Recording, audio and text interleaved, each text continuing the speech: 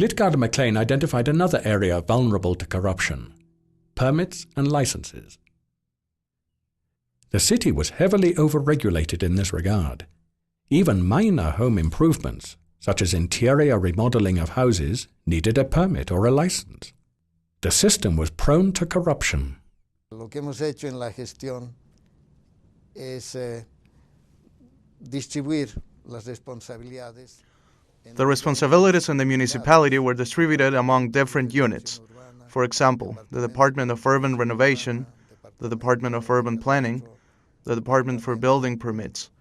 This allowed the functionaries to reduce their discretion in one way or the other, as I detected once, and this may be an interesting anecdote, as I applied the formula of Klitgaard, which worked quite well in reality.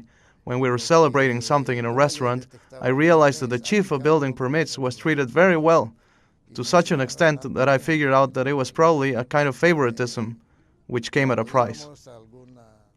The application process to obtain permits and licenses was expensive in money and time.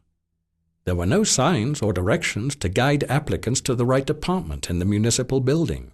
Even if you wanted to make an internal change in your house, supposedly because you may affect the structure of the house, you should get a permit from the municipality. So if you really comply with the law, everything had to go for a permit. And then at the same time, you had somebody who would like to build a shopping mall or an apartment building, who had also to get a building permit.